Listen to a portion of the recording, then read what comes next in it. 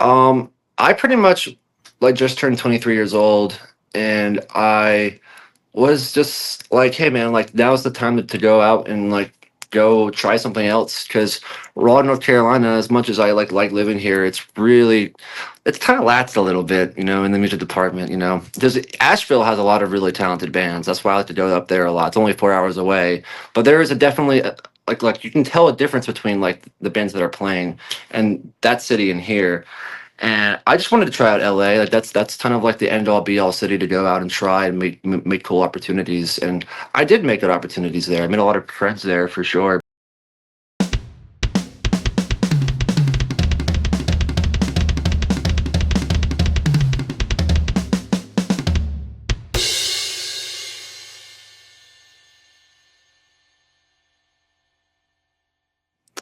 Hey everyone, welcome back to the All Music Matters in That podcast. I'm your host, Brian. And today we'll go special guest and another one out of North Carolina. We got a boy, Gavin Kelly. How you doing today, brother? Doing fine, brother. How about yourself? Not too bad. And actually, I was checking it out too. The reason I reached out, you kind of had that throwback. It was like a mixture of Kurt Cobain with Nirvana, kind of mixed in with Lifehouse a little bit there too. Yeah, So definitely. I'd say that was kind of the reason I reached out there too. But it was also 50-50 to see if you wanted to come on here too and also promote your music. But Sure. I guess Yeah. speaking of which, tell us, I guess what's going on. I guess I think before we hopped on here, you said you're part of not just this group but a couple other groups. Yeah, a couple other bands right now in the Raleigh area, but I'm mainly trying to do this like driving force towards like, the Gavin Kelly project. We released this album called Doghouse last month that I basically been pushing on social media recently, and it's been, gathering some attention for sure, which has been pretty cool. But right now we're in the process of going on tour in September. We already have some shows booked in New Jersey and South Carolina. So yeah, we're just doing all of the steps to just keep pushing this album and these songs. Yeah. That's kind of where we're at. Definitely. I was like, what's wrong with Virginia, Delaware? No one wanted to take you in. You make kind of jump all the way to New Jersey there. Well, I mean, yeah. Well, I mean, we're still trying to like find people that are willing to, take us in as a band. But I mean, just more networking, on the way and stuff. But I have some friends in New York, friends in Tampa, Florida too. So we have resources to reach out to. But it's still kind of we haven't like released the dates yet of the tour. But it might take some time. Yeah. In which case, that could be your personal Airbnb. So at least help save a little moolah there, to say the least. So Exactly. Well, we also have like this tour van too that I got. And I bought it from Asheville last month. And dude, like I bought this tour van last month, and it's like kind of cursed because when I first got it, like what happened was is the coolant leak fell on the engine. And it basically driving back from Asheville to Raleigh, like all this like smoke was like coming out of my engine, and I had to like get out, and I got ripped off like $9,000. So it's been in the shop for a little bit, and I bought it to go on tour, but I knew a guy who knew a guy. This is kind of crazy, but I got to share this. There's this guy I brought in he was like an automotive technology teacher. I knew him through a friend. So he was going to give me a deal to work on my van while he teaches his students how to teach on automobiles, my van, for example. So weeks go by, he's working on the van. Literally like a week goes by and like there's like no phone calls from him at all. I can't like get a hold of him. I see his face on the local news in North Carolina. He gets like all these like sex charges. Like he's like yeah, PDF file. So literally like the high school is calling me, and they're like, dude, like why is like your white van parked at our high school? So it was like really bad luck. So I took it to a new guy that worked on the van, obviously. And he cut his hand open, like working on the van too. So whenever I get this van back to go on tour with, man, I'm gonna like have to get some sage or get a priest and put some like holy water on the. I don't know yet, man. It's a pretty insane story, right? yeah, actually, I thought Yeah. we were going to nickname it like the Gavin Mobile or something like that, so we could poke a little fun at Batman and all that sort of stuff going on there too. Yeah. That sucks, but Yeah, it's part of life. fingers crossed. But hopefully, we get back up and running there too. So, Yes, sir. Yes, sir. I guess go ahead, do a little bit of promotion for your new album, Doghouse. So, looks like you had like a 14-song album, and I guess go ahead, talk about it. Yeah. I started recording this album sometime in like early January with my childhood friend Ray Renfro. He's like the drummer of the band. I have like two other drummers on the project as well, Nick Tucker and Gabe Mills, and they kind of filled in for Gray whenever he was out of town.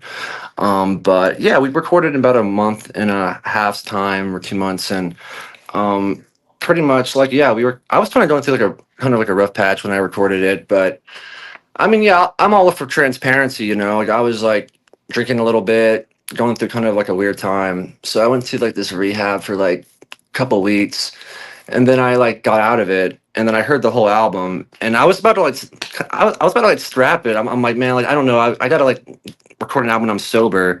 But I pretty much was like, you know what? I think there actually is something here.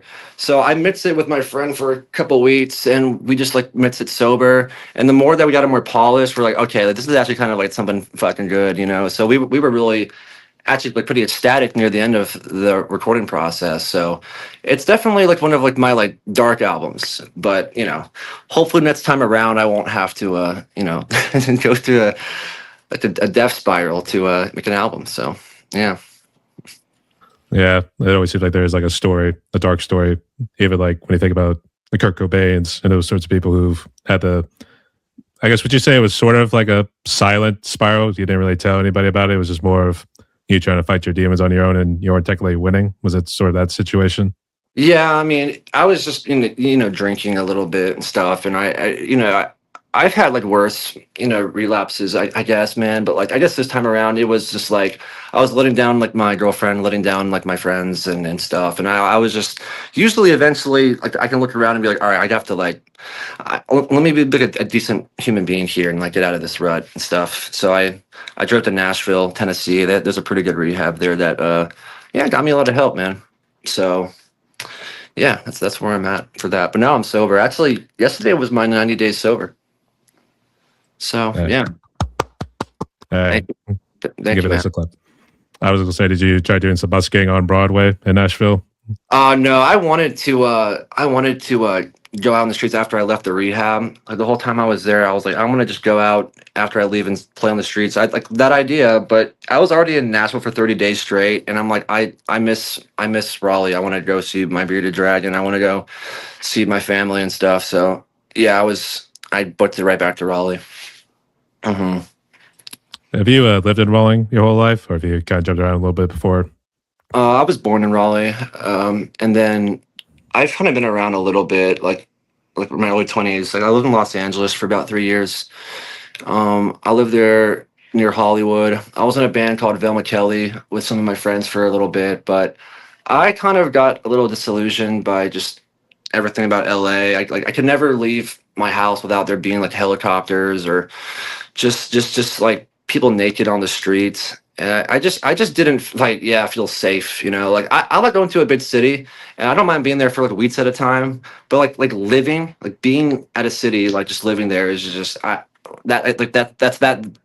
big. I'm not really a fan of. So yeah. Anyways, Yeah, but I guess it could also tie with the story here too, so we get to know more about you. But we always need an introduction. So, yes. Gavin, welcome to my podcast here, mate. And the way it's going to work is I just want to ask you some questions, get to know you more, both as a musician and as the individual as well here too. So, I kind of got a little deep, a little bit right here, but I guess we'll see how this goes. So, ready? hmm All right. So, start to know you in general. I guess tell the audience your backstory, and I guess how did you become a musician? I started listening to a lot of music when I was a kid through my dad, and one of my babysitters actually, when I was like 9 or 10 years old, she'd play a lot of like Pink Floyd in the car, a lot of like outsider music, like Sid Barrett, Pink Floyd and stuff, Radiohead. And also Guitar Hero 2 came out on the Xbox when I was like yeah, around that age. So it really kind of cemented like the whole like rock like being like a rock star kind of thing, you know, because some people are into like superheroes and like comics and Spider-Man, but I was just like, yeah, I thought those guys were a lot cooler. Yeah, so I definitely wanted to do that, and my dad kind of helped me play guitar when I was young, and but eventually I kind of became self-taught because you know like I had the internet when I was a kid too, so like you looked up tabs, look up like that kind of thing, and of course like one of the first songs I ever learned was like Star Spangled Banner, but then it was like In Bloom by Nirvana, and I realized that every Nirvana song is all power chords. So as long as you know what a power chord is and you know what fret it's on, in different combinations, you can just, how to play every Nirvana, So that's just something clicked really fast for me about that when I got into reading tabs and stuff, But yeah, other than that, like throughout high school, I was in jazz band at Broaden, and I was actually in a ska band for a little bit too. We were called Jump Street. I was really inspired by bands like True Light Manifesto or Catch 22. Saw them play in New Jersey like 8 or 9 times when I was a freshman in high school. After that, though, just my twin brother and I were in a band together for a minute, and we played a lot of shows in the Raleigh area, and I basically just wanted to become like a musician, in my hometown, and that's kind of what we did. Yeah. But yeah, I continued to play music and produce albums the past like 15 years of my life. In high school, I started to do a lot of like singles on SoundCloud that people liked a lot too. Like I have a song called Home or Bell that I wrote about a girl I liked in high school. And I remember like one night on SoundCloud when I was like 18, like I woke up one morning, there was like 3,000 views on like my SoundCloud song. And it hit the algorithm, I guess. And I dropped out of high school by that point, but everyone in my high school were like, dude, I love this song, man. And like people were wanting me to play shows in the area. So that only fueled my, drive to want to keep doing it, of course, my twin brother, he was a very talented drummer. He was really gifted. Like when we were in high school, he learned how to play like Neil Peart, like the Tom Sawyer solo. Like he was like, just we didn't have a drummer when we were like 15, So he's like, I'll just be a drummer. I'll just do it because like we can't find anybody else to do it. And within like 2 or 3 months, he was like nailing these solos like off of like moving pictures, and it was a great time. We were taught Ivy Hill around that time. But yeah, that was pretty much that. He passed away 3 years ago, but it's yeah. But yeah. So I basically found other guys to play with. My friend Gray's also like my childhood friend too. He knew my brother, so to this day, whenever we play music, it still feels like family. So I like to play in a band with people where it feels like I know them, I can trust them, and stuff. So yeah, that's kind of like a really abridged version of everything, but hopefully that wasn't too long-winded. Trust me, I've had longer stories, but you're all good though too. And Mhm. but on a serious note, sorry for your loss there, buddy. I appreciate that. Thank you. Mm. So I guess that was kind of the start right there, sort of that descent into. I guess after you lost your brother, was that sort of a little bit of a descent right there, or did that whole thing come a little bit later with the whole thing with the drinking and all that sort of stuff?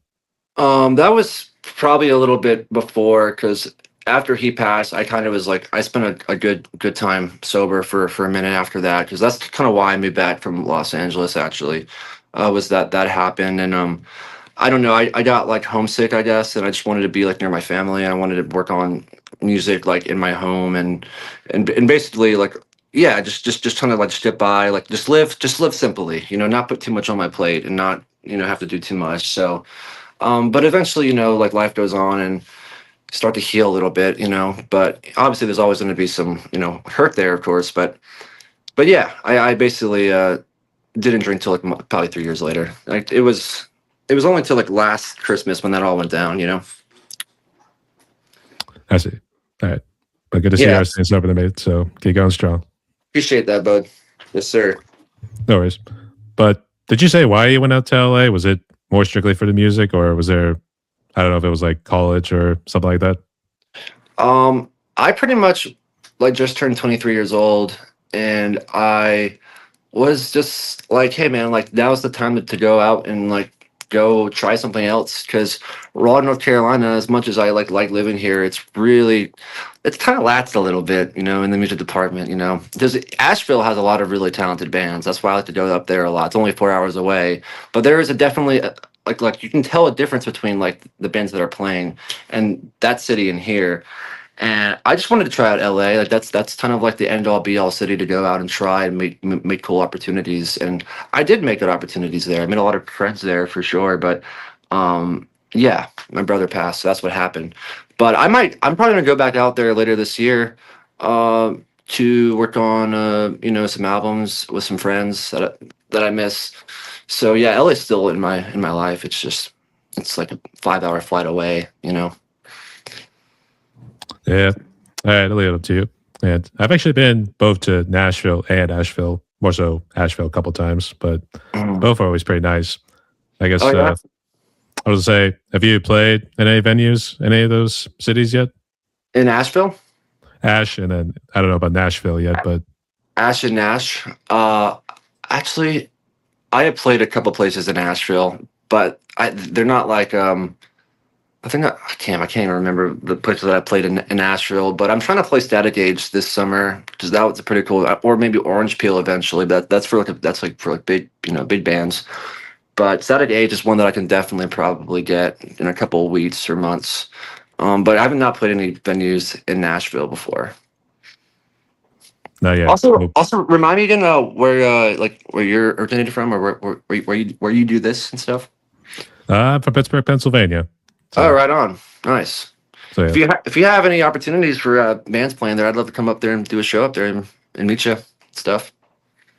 I'm not sure how it works in terms of getting in touch with promoters, that sort of stuff, but we do have a good amount of venues up here. So it's like Hmm.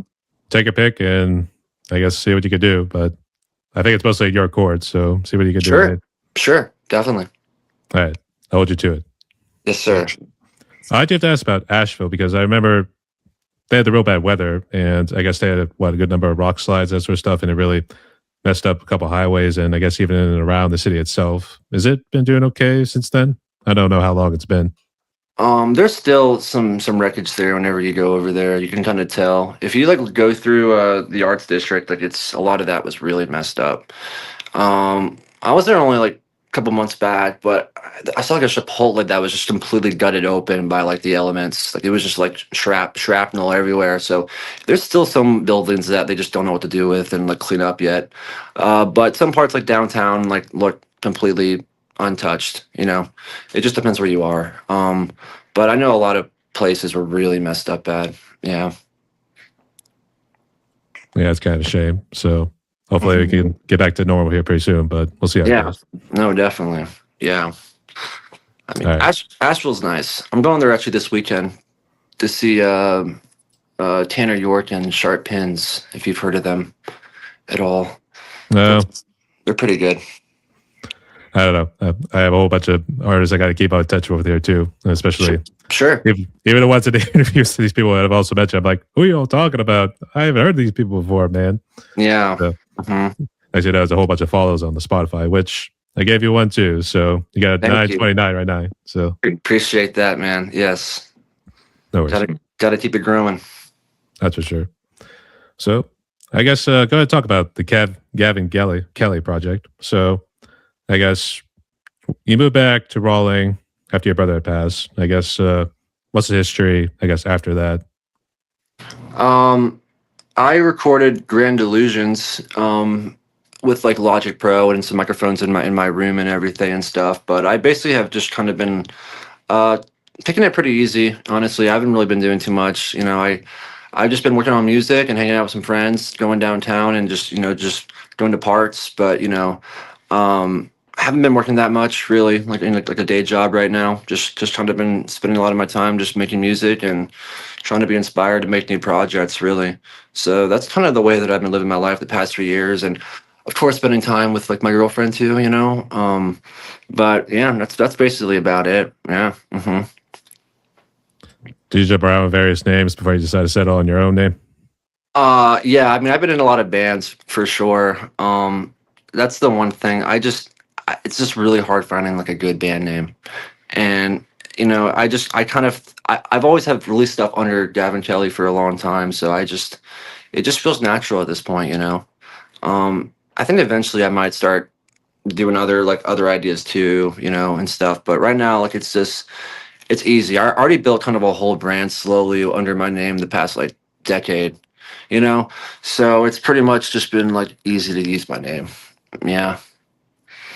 Mhm. I know you kind of mentioned about the challenges, I guess, more so mentally and even trying to stay sober, that sort of stuff. But this one kind of jumping ahead a little bit. But I guess challenges you face today, just being Gavin Kelly, I guess, what do you feel like are your biggest challenges these days? Outside of the nightmare mobile, if we want to call it that too. Yeah, that's still kind of a challenge because it's like that thing's like not getting fixed, and I'm trying to go on the road pretty soon. I mean, we'll just use my car or my friend's car. We'll just like double up on a road trip if it comes down to it. But other than that, I mean, not really much problems, honestly. I mean, I have like chronic pain, but that's like not fun talking about. Um, but yeah, I've really just been like really like motivated to work on this music stuff. I've been really grateful and very just happy to see this album kind of, like get a good perception and stuff. Usually I'll drop albums and they kind of just fly under the radar, even after I like promote it a little bit and do some like, marketing stuff. But this one has seemed to kind of like get a lot of like, like it has a good consensus on it. So I really am enjoying that. But yeah, I'm just trying to, just keep on figuring out my next move. We have a song called "He Shot a Beam" in the album that I really want to do a video for. And the idea I have for it is we're all going to dress up as wizards, and we're going to buy Roman candles, and we're going to just like have a giant Roman candle battle in like a backyard somewhere, and maybe we'll all wear like have a little protective goggles so no one loses their eye, But yeah, "He Shot a Beam's kind of about drug use, but it's also kind of just about like spirituality. I don't know. I like to do little double entendres, where it's fun to do that little wordplay stuff. Yeah. I would say it's just going to involve like Harry Potter sort of stuff going on here with the whole Expelliarmus, Avada Kedavra, Yeah. I Guardian think Leviosa. I think that's what I'm about to do. Yeah. I think yeah, like Wingardium Leviosa, swish and flick, But I don't know, like I won't have like an actual wand, or maybe we will. I mean, we haven't really like gotten down to brass tats yet about what the idea is, but I know I want to have a Roman candle battle. Just a lot of little just guns or like little beams, just pew, pew, I don't know. We'll just play it by ear. I'll leave it up to you. But it seems like you did another music video. Here I am. So I Here I guess am. hey, let's go talk about that a little bit. I guess first off, where was that shot at, and what's that song about? Here I am. I wrote that song like last summer, and I guess it's kind of just like about like my feelings about people in this town. Like people you meet that come and go out of your life, and it's kind of like an angsty song, I guess you could say. But that's kind of really all I want to touch on it in that sense. But I think that like the video we did for it was just really like impromptu. I have this like Sony FX3 camera that just looks really nice no matter what you put it at. So we're like we gotta do a video for our best song. And I think we agree that "Here I Am" is one of the strongest songs on the record. So we just did it at my house. We just did it where we practice. And then we went out to Dorothy Ditz Park, where there's these little trolls that are made out of wood everywhere and stuff. So we did a video idea there too. And usually whenever I shoot a video on the FX3 camera, I'll like put it on my TV and we'll play it back. And we're like, oh, that looks great. But like something about the lighting of that day with like the overcast, it looked like a fucking movie. So I was just, we were like, wow, like this is good. This is awesome. So I edited it together in like a day and a half. And I was like up till like 7 a.m. just editing away. Because whenever I'm like in editing mode, like nothing can pull me out of it. Like even if I have obligations, like I want to call in sick, I just want to get it finished. Like I just it's like it's kind of like an addiction of its own. Yeah, starting to see a pattern, I'm sure. That's a you and me. We're technically nocturnal whenever you think about it, because it's like for some reason, whenever you did you ever actually work a main job before? I guess before becoming a musician. Yeah, I've worked a bunch of jobs. I worked at like Panera Bread for a long time. I worked at Hooters for a little bit too. But I was a line cook there and I didn't like it. I wasn't there that long. Um, what else? Armadillo Grill, like the local restaurants around in Raleigh too. But nothing that you would know. But yeah, I did a lot of like kitchen stuff when I was like 18. But I also worked for my grandfather for a while too. He does like he passed on about 3 years ago as well. But he did some like he like property management in Raleigh too. So he would hire me to like go over to some of his properties and like just like fix leaks or do some carpenting or just like just do some little like handiwork around people's like tenant lease properties, that kind of thing. But I haven't done that in a while. But I did a lot of that when I was growing up. That's kind of what I had to do whenever I dropped out of high school. My granddad was like, either you go to school or you get a job, and if you don't do either or, you can't get a car. And I was like 15 years old, and I was like, I'm just gonna work, and make money and can buy guitars with that, And I don't regret it, I don't regret not going to school or going to college because I mean I kind of lived the college experience when I was like 20. I went to all my friends' colleges, but I didn't. I just only went there to party, of course. But yeah, Of that's kind course. of my story, you know. Hmm. Actually, I have a what they call a sous chef as well, but I work at a local family joint in my neck of the woods. And Hmm. actually, I've been doing it since COVID, so it's actually going on 6 years right now. So help out every now and again there too. But I guess all the places that you worked at, were they just short of your traditional foods? I know Hooters and maybe Armadillo Grill would be like your burgers, steaks, wings, and all Yeah, sort of things. yeah. Like Armadillo Root was like Tex-Mex.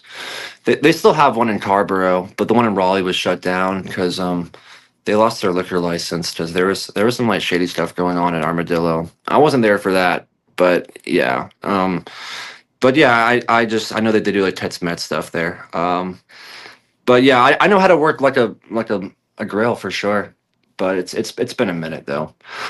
I can't say I'm a cook anymore. It's been too long. But there was a part where I was like getting like fake confidence. I'm like, yeah, I can cook. I do this. But that's not really my passion. Really, it's just trying to write the best song is kind of like my passion. That's kind of like my addiction of like how can I write the best quick high of a song kind of thing. How can I make people's serotonin kind of that's sometimes that's how I look at it. Not all the time, but it's sometimes I look at it that way. Yeah. That's good thinking there too. Actually, the point I was trying to get at earlier is when you work either the day job or like the regular job, for instance, you tend to actually feel tired. And then once you get home and you actually hop on the computer, in your case, want to do music, you feel more awake, and now you don't want to go to bed till literally until the brain's like, "Yep, you gotta get off this thing right now and go to bed, there, son." That whole deal. Yeah. No, yeah. I mean, when I was working more, like I would get home after a long shift and I'd be like so tired, but I'm like, this is my time to actually be a free person and do my own thing until like I'm swallowed again by the work machine. So this is like my time to like do stuff. And I would like abuse it until like it was like 5 a.m. and then I like feel like crap in that shift. I've done that many, many times. I'm sure you have to, right? Well, I do draw the line at midnight, but the last couple of days, I would say I've been doing some drum covers for my YouTube channel, Oh, and nice. it was always great, but it was like, why did the time have to go so damn fast? So Yes. this whole thing was It's like just lining it up, and then you just want to make sure you're good. But sometimes it was either also doing the editing afterwards. So I mean, time flies when you're having fun, and it goes so slow when you're at work and everything, and it's horrible. It's not fair how why humans have to perceive life that way, but that's kind of usually how it is. tragically, Yeah, so. tragically, for sure. All right. Uh, this one can tie into COVID a little bit here too, but the first part here actually is about the music scene in and around Rawling. So, trying to remember the history a bit here too. I guess what was the music scene like before COVID when you were playing in and around Rawling? And then once you came back afterwards, how do you think the music scene's been since then? It's a good question.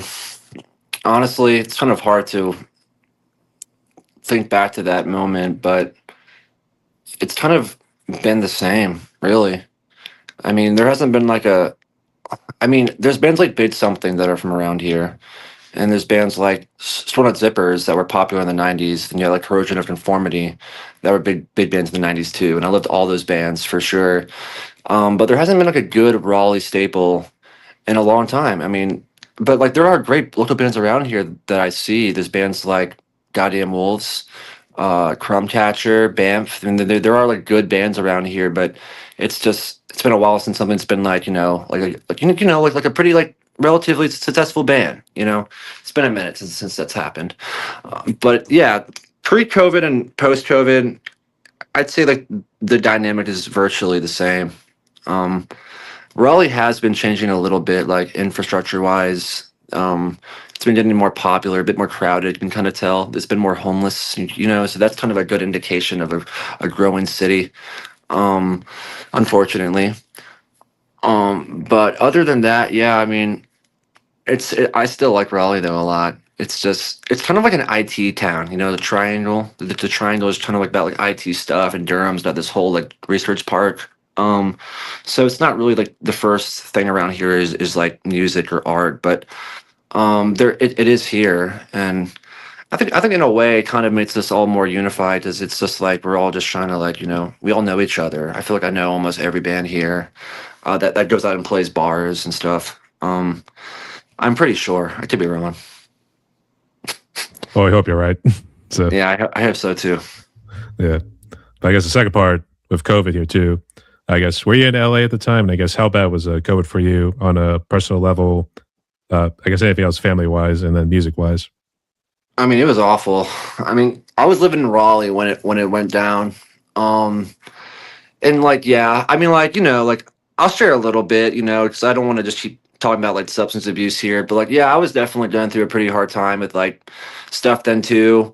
When it all went down, like it made like a whole layer of shit, like just more amplified, and like it was just like if there was so much dread, you know, when that was all going down, and I just thought that like the world would never be the same again, and in a way it wasn't, of course, but you know, eventually we all adapted. I adapted and stuff. It was hard to play shows, but I was so preoccupied though with like, you know, what I was going through at the time that I just didn't really care about music as much at the time. Like if I was healthy and like not, you know, going through like a, you know, a problem like that, then like I was probably be like, wow, man, I can't wait to play shows again. But I was more worried about like survival mode at that point. By the time that I kind of did recover from all that, I think, you know, the world was starting to heal a little bit and things were becoming more lax.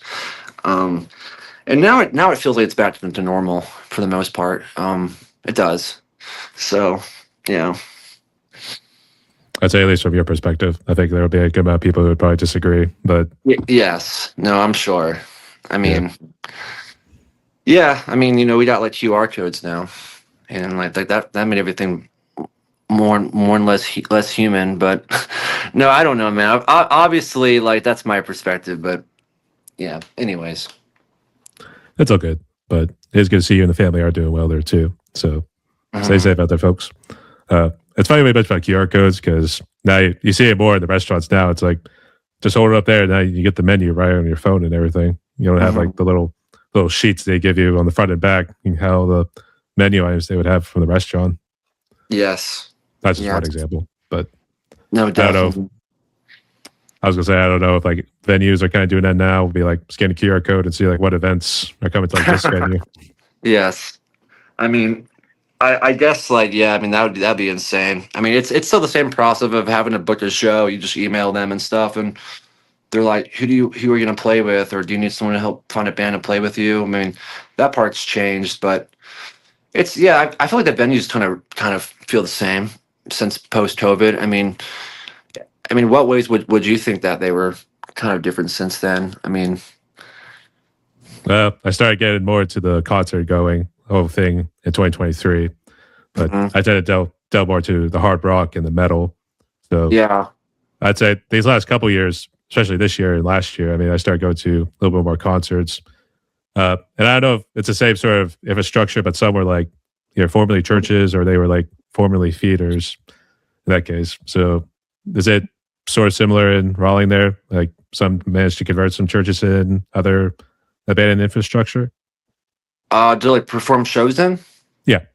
Uh, I don't think so. I mean, not that I'm aware of. But I mean, I know the biggest venue that they added recently was called Cannonball, and but like that was like a whole new building they built. It's kind of like a little strip mall area, but I don't think that I've seen anything like that in Raleigh. I'm pretty sure in Asheville that happens more.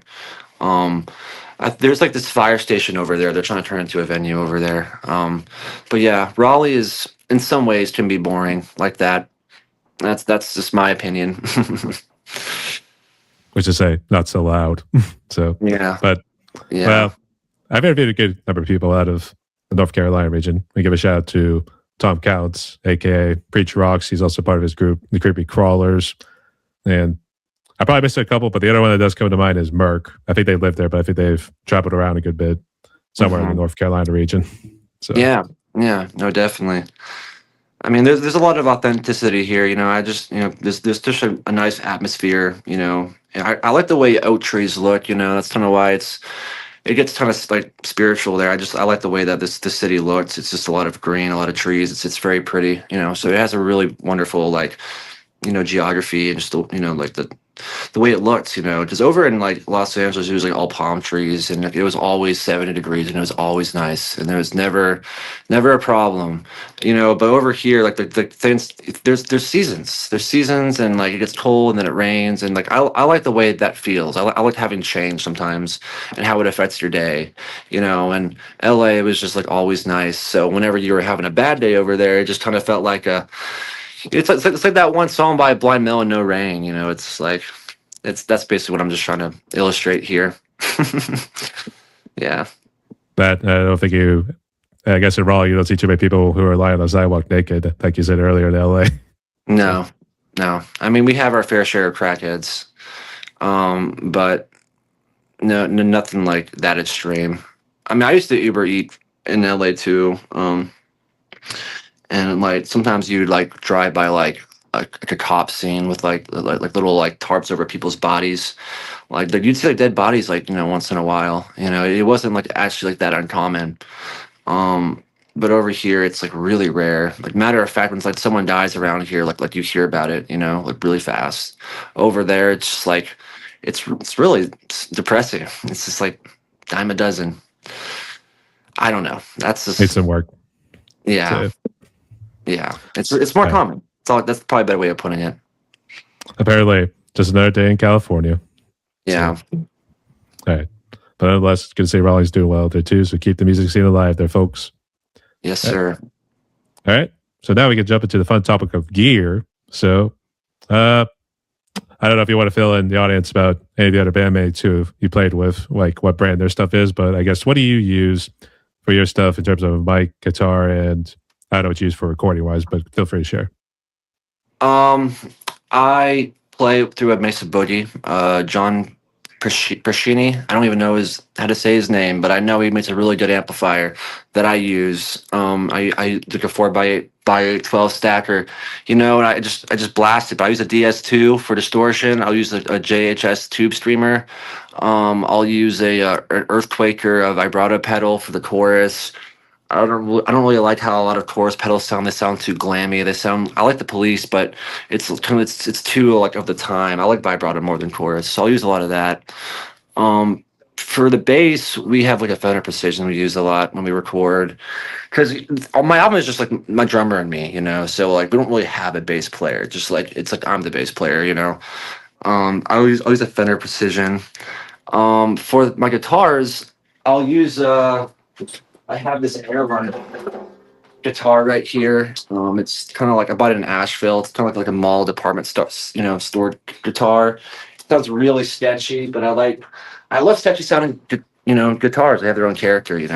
I still love Stratocasters when I was younger, but they're just so run of the mill now that I just get bored playing them, and people will probably kill me for saying that, but I like to have different sounding guitars.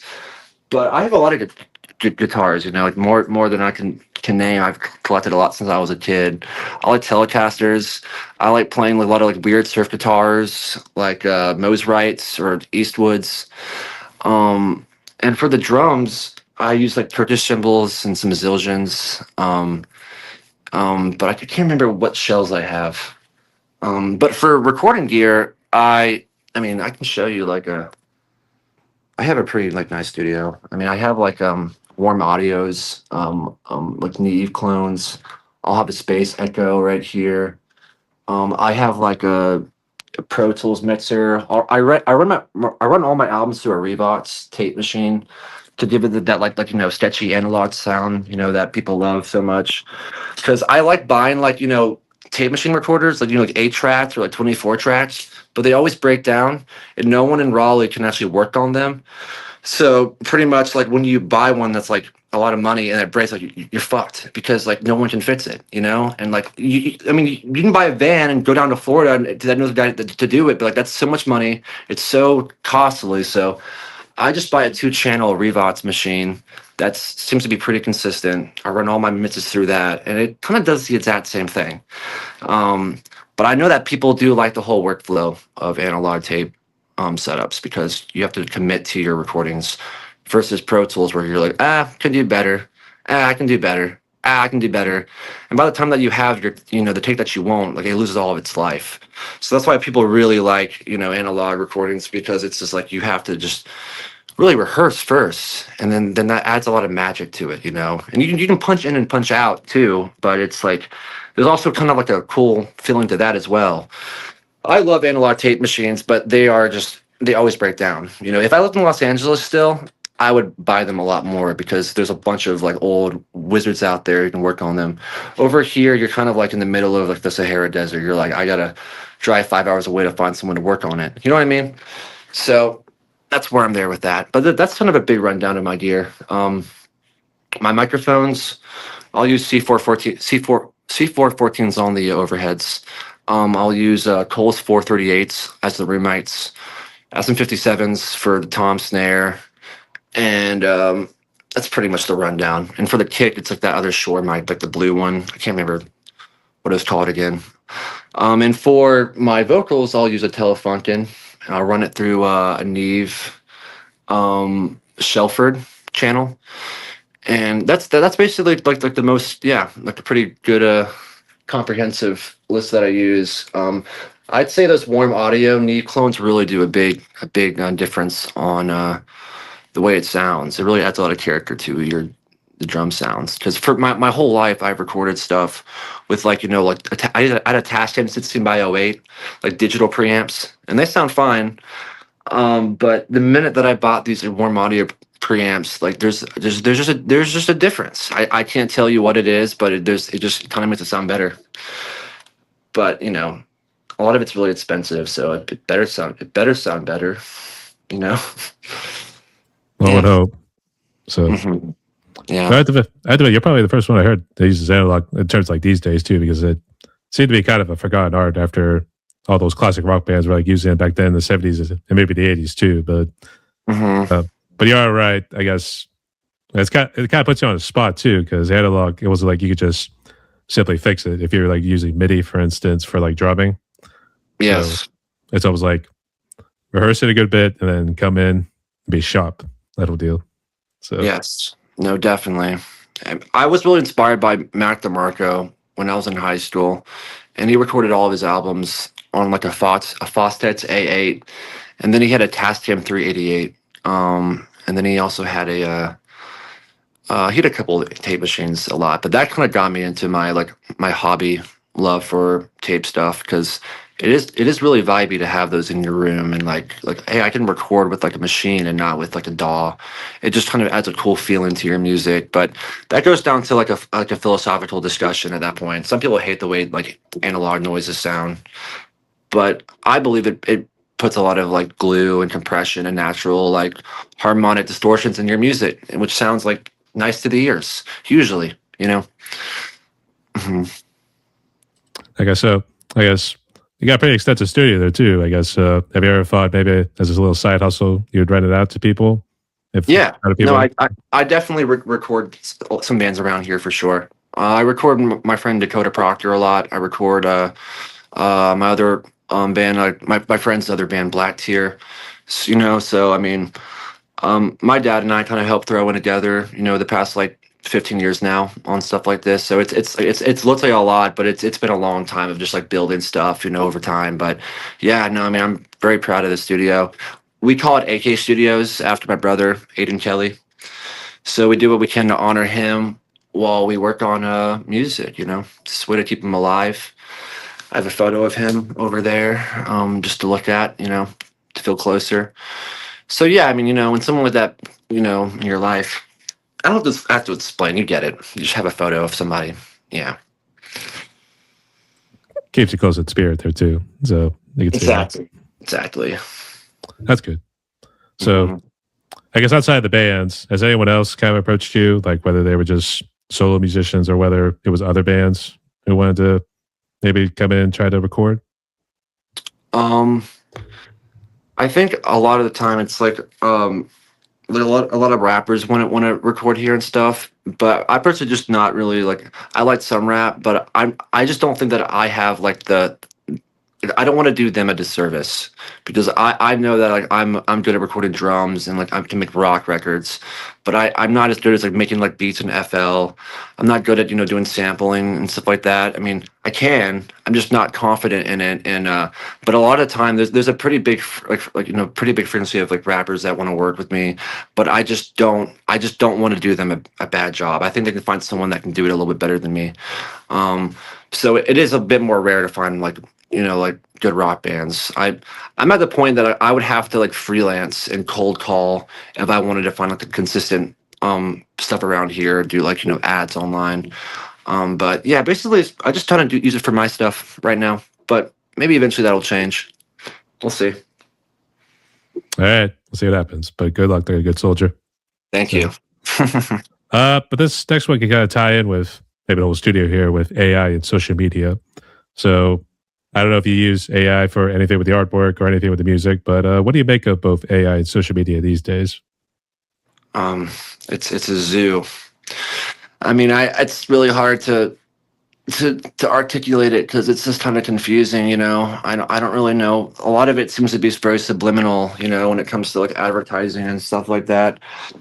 I mean, a lot of people use AI to master. I mean, like there's Ozone 11, which is a pretty prominent mastering tool, and sometimes I'll use AI mastering, but I get the problems. A lot of artists will use AI to like make like albums, like just like shit out albums like really fast, and like they like get money and like in streams through that online. But I don't know. I try not to like let it get in the way of my career as a musician. If that makes sense.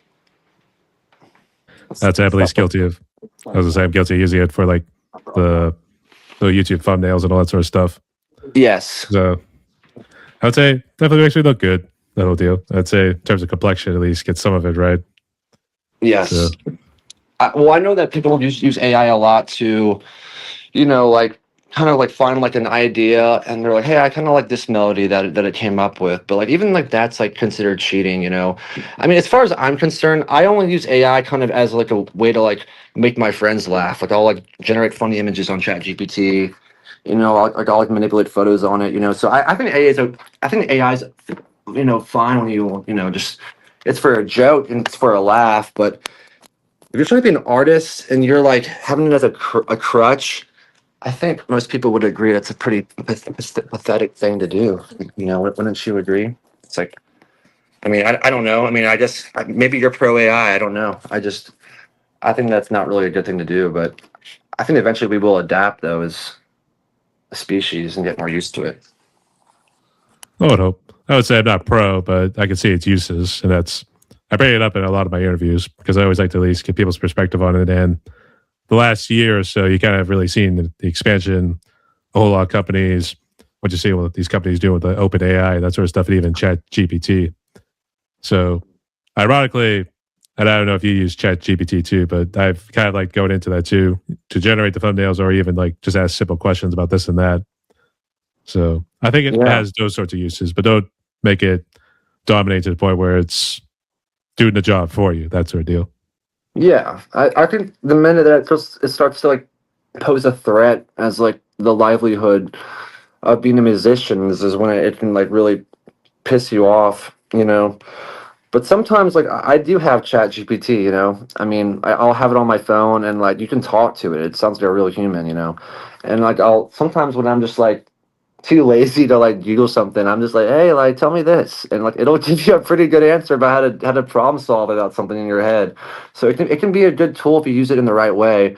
But I know people that have become like mentally dependent, emotionally dependent on it, and like they need it for everything. And like they'll be like, why are my relationships always like this? Like why am I codependent? And like it becomes like a therapeutic tool. And then next thing you know, you're kind of like a mental cyborg. I call them like they're like a cyborg because you need it to use yourself to live and stay alive and survive. It's fucked. It's very dystopian, isn't it? Brave New World, if we wanted to call it that. But that book wasn't really touching on that sort of topic there too. But Mm-hmm. Brave New World too. That's that'll deal. So yeah. Who wrote that? I thought that was Huxley who wrote that one. I'll look that up. That sounds interesting because it definitely sounds like a I would little say that was a book something. we read back in high school, so I wasn't sure if all if sort of some schools actually have some similar curriculums or something. But Yes, I see. No, I'm reading the synopsis right now. That does sound interesting. I have to read more. I don't read a lot. I used to read a lot, so that could be something good to pick up. dystopian sort of world right there. But you'll see what it is. You also laugh at some of the names here too because it uses like people like it used like Lenin, for instance, to have like Lenina or something like that there too. So you point out some connections to what goes on in the real world here mixed in with what's in the book right there. Hmm. So, Hmm. Yeah. but it was a good read. So I'll leave it up to you. Yeah. No. No. Yeah. I will. I'll let you know what I think about it. All right. The last question before we jump into some extra fun ones, kind of delve into the lyrics, especially from your older material right there, and even up until this point. So, have you always kind of focused on a particular theme, or is there maybe something like still a story kind of delved into the lyrics if you dig a little deeper? Um, I think in the past, a lot of my music was like a lot of love songs because I used to be like love stricken a lot when I was younger, and I used to like to write songs about girls and try to impress them and stuff like that. I was a romantic person, back in the day. But I think as time went on, I like to like touch on things like philosophy.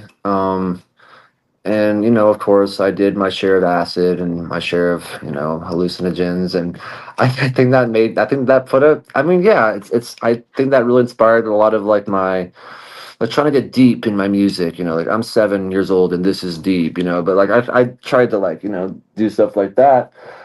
But nowadays, I kind of just I'll write demos with my guitar and I'll just like just see what comes out of my mouth, and then I'll like play it back and I'm like, hey, I like that lyric. I like what that sounds. And eventually I do realize that like subconsciously like I am painting a picture here, and usually it's just about like my emotions, like, how I perceive the world and how I perceive people that are close to me and that kind of thing, just my life in Raleigh. Yeah, that's about it. Yeah, I would say it was definitely catchy with the tunes. What I was listening to from the album, The Doghouse, and Hmm. especially with Here I Am, and even the Jumpstart too. A nice little beat, kind of kick it off right there. So, but Thank you. Appreciate what that. I would say some of the things I tend to notice is the longer songs, even though they maybe go a little bit slower, they tend to get a little bit more deeper. And Hmm. the ones that are like 2 minutes, like Jumpstart, for instance, those ones tend to maybe give, I don't know if it's an illusion that's sort of happy in a way. I don't know. Jumpstart was like a love song or something at first or something like that. So, Yeah, yeah. No, it's definitely, yeah. It's even hard for me to describe it. I mean, it kind of just comes out of me, and then I'm like, hey, I kind of like the way that sounds. It makes just me gives me an emotion. But again, it just kind of is about like my life here and my old relationships with just people.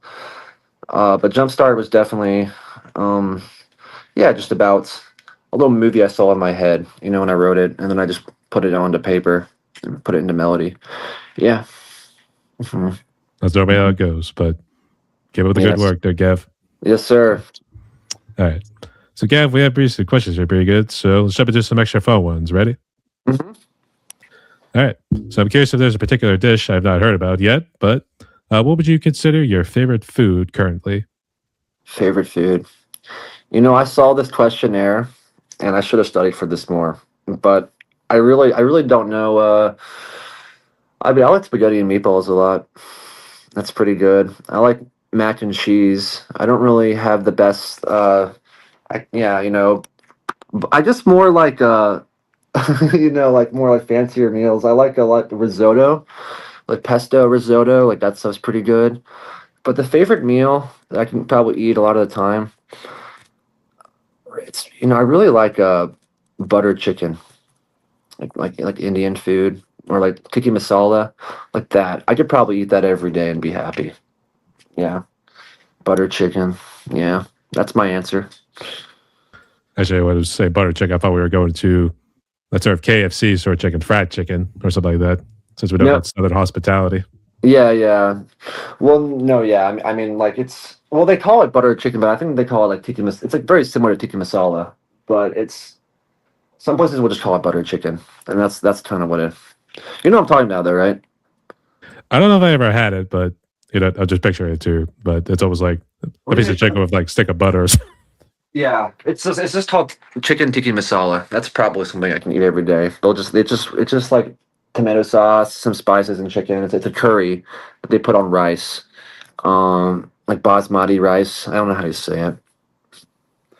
It's a sort of particular Indian dish, but I think in the American version we just call it butter chicken. That's normally how it goes. So, Yes, yeah, there you go. Yeah, that's it. all right, that's a great choice nonetheless. Not sure how much you got into movie or TV shows, but I guess do you have a current movie or favorite TV show you probably consider your favorites right now? One of my favorite movie ever of all time is Clockwork Orange. But the best movie that I saw recently was Obsession. I saw that in theaters 2 nights ago, and that is the most freakiest movie I've seen in a long time. Usually horror movies don't scare me, but I left be like, that was kind of scary. But I had the hardest time like going to bed and like walking in my backyard. Like, have you seen Obsession? I have not. In fact, I've actually taken a little break from the horror movies, let alone movies in general, because That's fair. I keep myself busy. So maybe it's a good thing not doing too much TV, to say the least. That's good. Yeah. No, I'm YouTube kind of pulls me in sometimes, but I'm not much of a TV show person anymore. But I will highly recommend Obsession. That's one of the most scariest movies. I see a lot of horror movies. I do, and that one was really scary. So yeah, those are my two answers. I'd say the one that kind of piqued my interest right now, and maybe view it maybe during Halloween. I don't know, but there used to be a computer game. It was Backrooms, and then Yeah. they turned it into a movie right now. So far, it looks like it's doing pretty damn good. So they did it on a budget of 10 million, and they made already 130 million. So Did you see it? I didn't see it yet. I think I read the general synopsis, and I think I was just trying to wrap my head around like what was going on there too. But I saw it twice. have you? Yeah. I mean, I don't want to spoil it. I don't want to say like anything about it until you see it for yourself. But I say it was good. Yeah. You would like it. You would. All right, I'll make sure to check it out at some point, but we'll see what happens. What's your favorite movie? You know what? I definitely need to get back into it too, because I think when you were a kid, you then got to like the Disney movies and those sort of animated movies, whether it was like 2D or maybe it's the claymation ones. I can't remember which ones are right off the bat, but you got into those ones for a good while. And I used to like War of the Worlds. I was a big sci-fi nerd for a little bit there. The one with Tom Cruise? Tom Cruise, yeah. But you know what? I did see the original one, but that one was too long drawn. I didn't like that one. Mm-hmm. That But one was more old school. that one, yeah. But that one I think was following more of H.G. Wells's version, the book version. Whereas It's Tom more Cruise, faithful. Tom Yeah. Cruise is more modernized. It's So more Hollywood and like, quick thrills, for box office bucks. I mean, it did well. I mean, I watched it to death, to be honest. But it was also Cloverfield at one point. I watched that one Oh, to death too. Cloverfield was good. Yeah. It was, but you say it too many times, it gets old after a while. That's unfortunate. It aged a little bit, but my 10-year-old mind seeing Cloverfield, it kind of blew my mind. I almost thought it was real. That means they did Yeah. a good job. So yeah, definitely. I think I don't know if that was the first found footage movie where they do it for the lens of like a camera, for instance. Yeah. Hmm. It might have been. It might have been. I don't know. So, Or Blair Witch Project. was it? Oh yeah, that's right. Yeah. Blair Witch was the first one, and then maybe Mhm. this one just adapted. So Hmm. all right, but I mean, outside of that, I think maybe the last one I just saw was like Avengers. Was just the not Endgame. It's the one with the Thanos snap. I guess where he gets all the stones the first time. Yeah. It was. Yeah. Honestly, I don't follow up with most of the Marvel stuff. I like Spider-Man. I like the first Avengers movie. I thought it was really good. I saw it when I was like in high school, but personally, I don't know why. I kind of just drew out of the whole like comic book stuff. But like I know like it's a cool thing. It just kind of fell under my radar. But it's cool though. Yeah. That's for sure. All right, great choices. I guess in terms of drinks, do you have a favorite non-alcoholic drink that you really kind of addicted to? So, I like it's a Coca-Cola a tone lot. around it too. So yeah, No, of so, course. I'm a fan of Coca-Cola, Cherry Coke. I really like Cotton Candy Fago. Stuff slaps. Yeah. fan of that. But other than that, like I guess I like black coffee. It's just I'm in AA and stuff, and people love to drink black coffee there, and I know why they give out coffee at every AA meeting because it does give you some euphoria. You're like, man, I want to get to know about this whole AA stuff. Like I want to get involved, and like I want to know the history of the AA, and I want to know why it works. So it gets people it's kind of like it's a stimulant, It's like you get really involved in it, but coffee makes you. There's some side effects of coffee too. You can get like kidney stones and stuff, but I drink coffee pretty moderately. So I'd say it's a good thing, but I would say my experiences were kind of bad with it too, because I had it spilled on me a couple times. So I think to this day I refuse to drink coffee, and I kind of look at people be like, I don't know how you people drink this stuff. To be honest. yeah, it's not for everybody. I mean, you have two types of coffee drinkers: the ones that like it with like cream and sugar at Starbucks. You like just like the black bitter coffee, and I like the black bitter coffee. There's something kind of nice about bitterness, but it's like an acquired taste. It's like everyone's got different taste buds. Some people like fruitcake. Like that's weird, but it's cool too. To each their own. That's what they say. To each their own. Yep. Yes. All right. Great choices there. I had to tiptoe around there too, because normally it's both alcoholic and non-alcoholic drinks. So, yes. No, for sure. I mean, I like Fireballs a lot, and I liked Modelo's. Did you? Yeah. Yeah, I liked it a little bit too much, you could say. Maybe a little too much. So, yeah. Anyways. Yeah. Right. No, that's great choices. And for the last one, who you been listening to a good bit, whether they're mainstream, I like calling it tweeners, where they're like either mainstream or sort of in an independent category. Yeah. So, I just say like a lot of I'm listening to this guy named Tanner York a lot. He's like an artist in Nashville I really like. I really like I can't believe I'm blanking right now. I like a lot of like I don't know, man. I like a lot of Modest Mouse. I like a lot of early Modest Mouse. I like a lot of old like '70s hits. I like a lot of Beatles. I still listen to a lot of Beatles. Of course, a lot of Nirvana. A lot of grunge bands. Marcy's Playground. I like the Posies, Jellyfish. I mean, yeah. I mean, it's all over the place. Queen. It's always changing for sure. I don't know why this isn't working. can't get the computer to get up and running. Yeah, I have to like use the computer to think about what music I like, which is pretty crazy. But yeah, I mean that's generally it. I like a lot of Beatles. That always does the trick for me. But yeah, I don't know why I'm having a brain fart right now. But I like a lot of music, of course. It's one of those days. So does me. I had brain farts at times there too. So, all right. So I guess, Gavin, real quick before I jump into the last question, I guess this little tour you're doing within South Carolina and New Jersey, is it just strictly you guys, or have you guys teaming up with some other musicians?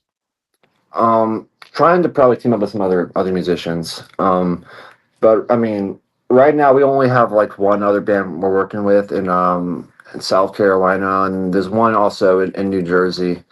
And I'm trying to remember their name, to be honest with you. It's still very in infancy right now, getting this all together, of course. But yeah, I can't really like share too much on that right now, but it's in the works for sure. All right, keep us posted on that. But Totally. before we jump into the last question, would you like to ask me anything real quick? Yeah, I mean, well, what's your favorite food? I'm guilty. I've always gone for the pizza, the burgers, and all the unhealthy stuff that they always preach you to either moderate or avoid. So Yeah, no, I mean, what's your favorite type of pizza? Is it like Papa John's or Domino's or like fuck the chains? Like you like authentic pizza, maybe? I don't. I think this is a chain, unfortunately, but I don't know if it's strictly in Pittsburgh. There's actually a couple, and one I think is more of a chain, but it's there's Pasquale's, and then there's Caliente's. Don't think I've heard of those, but I bet they slap. When I have a show in Pittsburgh, I'm gonna eat up there, and then I'll buy you a pizza whenever we go to a show together. Does that sound good? I think I gotta let you chill at the place. You just gotta let me know in advance. So. Sure, that sounds good. There was What, also that place. Oh, sorry. What were you gonna say? what kind of stuff do you like music and stuff? One more thing with the pizza. There's another place called Midio's. I recently got into that too. It was also a friend I went to school with. Oh, So, nice. so I just mentioned that. And music wise, uh, I get more into the heavier metal. And if you look at my one drum cover channel, it's mostly been some rock. It tends to get to the classic rock ones, like some of the Van Halen. I know I did one. It was the Outfield. It was Your Love, that song I done. And Mm-hmm. then I got to a lot of like the death metal sort of stuff there too. Mostly because it's good for the cardio, that sort of stuff. But it's also, I also love that sort of challenge with the changing speeds and also sometimes going fast. That was with the hand movements and all that sort of stuff. Yeah. Even with the finger techniques and all that stuff. You mean like that kind of like virtuoso like type playing and stuff? Like, are you a fan of like those kind of guitarists, like Joe Satriani or like Buckethead or those kind of people? I've heard of him and I respect him. I would say, I think you hear with Joe Satriani, you hear too much of surfing with the alien. That's what it's like. Alien. You do. Yeah, I like Buckethead a lot. Like when I was a kid, like he was kind of like my Superman. Like I saw him in New York one time, and like he gave out like action figures to like a 10-year-old me, and it was pretty awesome. I still love a lot of Buckethead, but I grew a little bit out of that, you know. Um, but yeah, man. Oh, I also did Jordan on Guitar Hero too. I know you Yeah, mentioned that earlier. that's what got me into it. Yes. That one looked like a nightmare, to be honest. So you have to really spend a lot of time just trying to get that one down. I was never able to beat Jordan on that spurt because Guitar Hero 2 is like it wasn't as responsive. They were in Guitar Hero 3 they really nailed like the response because I think it's because it was more forgiving. Like you could miss a little longer than Guitar Hero 2. But I can beat through the Fire and Flames on Guitar Hero 3. That's a trophy in my room. Pretty much. I draw the line. I draw the line after hard. I'm not going any farther than that. I'll tell you that much. Yeah. Actually, I think I finally got back onto Guitar Hero. It was actually last year we went to a Christmas party and they had a Dave and Buster's.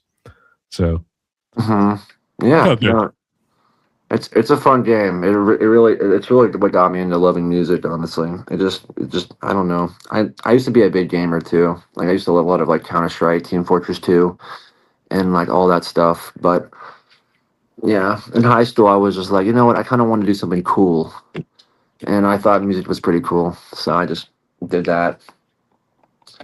But yeah, It's man, good for the soul. It's good for the soul. Yeah. it is. So yeah. Mhm. All right. Anything else? I think that's all for me for now, man. But I really appreciate you giving me the time to share a bit of my story and stuff, and it means a lot to me, man. Thank you for listening to my music and doing this with me, man. Thank you. No worries. But we do have one more question right here, and here's how I'll word it. So, given about negativity, I guess that you've seen firsthand and even kind of gone through yourself, let alone seeing on the news, whether it's on social media with the Facebook, with the political posts, or even the actual news outlets out there and everything there too. Hmm. These days, people need some sort of hope. So, what would be your message of hope for musicians and people out there so that they can move forward with their lives? I would say just take it one day at a time and just try to just remember the things that you do have versus the things that you won't or you don't have, and just practice gratitude. And I think just doing that and just focusing on what you can control is really what's important in life. People like to think about things that they can't control, and it drives them mad. So it's just count your blessings and help your friends, help your neighbors, and that's really all you can do. Just stay in the moment. Don't think too far ahead. It'll drive you crazy. That's my words of hope. Short, sweet, to the point, and spoke like a true prodigy. So, Yes, sir. all right. Always give a shout out to Quentin Tarantino at the end there too. So, Yes, sir. Hey. You got to. Oh yeah. All right. But Gavin, we have reached the end of my podcast right here. We're going to talk maybe a little over an hour and 10 minutes. But I guess before we close out, would you like to give any shout outs to anybody? Yeah. Shout out to Tanner York. He's a great artist. Love him a lot. Shout out to Gray Renfro. He makes great beats. Dr. Gray 4K. Shout out to Dakota Proctor, and that's about it. Yes, sir. And for Brian Gibbons. For Gribbin. So, Gribbin? yeah, Gribbin. There's no S at the end. Not Gribbins. My No. apologies. My apologies, sir. Hey, it would be the first one that screwed up the name. They always put like an O or instead of an I. So it's almost like think Griffin, but with two B's. So it's all good there too. Get out the first one. It's all good. One of my friends was like, "Do you think his name was Brian Griffin?" And then they had to change it to Gribbin so he could have his own name on Google. I don't know. It's a dumb joke. I'm just kidding. I actually thought about maybe using that as a pen name if I ever did want to write. So Yeah. it'd be a nice little joke there too. No, definitely. Yeah, All right. yeah. And I guess just real quick, for the audience's sake, what social media and streaming platforms is your music on so they can check you out and interact? Instagram, it's gavinkelly.etsy. And on TikTok, it's Gavin J. Kelly. SoundCloud is Gavin Kelly. Facebook is Gavin J. Kelly. They're all pretty findable. Just Google Gavin J. Kelly and you'll find me. Yes, sir. We thank the Facebook gods for making this happen here too. So Yes, sir. Thank you, Mark Zuckerberg, and all of your wonderful ideas on this planet. at least this one. So this one works out at least. Everything else we kind of hate him for. Yeah, Metaverse not so good, and maybe that's a whole can of worms. That's for sure. All right. Just need to close out like this real quick. So, everyone, my guest today was Gavin Kelly. He's hailing from North Carolina, Raleigh to be more exact. But he's a part of his own little project, Gavin Kelly. And I know you probably mentioned earlier, but just for the audience, what other bands are you a part of? So they could also check that out too. Playing with Dakota Proctor and playing in that's about it. Just Gavin Kelly and Dakota Proctor. All right. So you heard from this man right here too. But also keep an eye out for whenever he starts his little tour in South Carolina, New Jersey, and hopefully Delaware and Virginia. So we'll keep our fingers crossed for those ones right there. That'd be great. But also follow him on the socials, all streaming platforms. Keep supporting this dude and keep staying strong and staying sober there, babe. So Thank you, sir. But you stay safe. Rock on. And lastly, strike a pose for everybody. Stay tuned, yo. Stay tuned. You have a good day. God bless.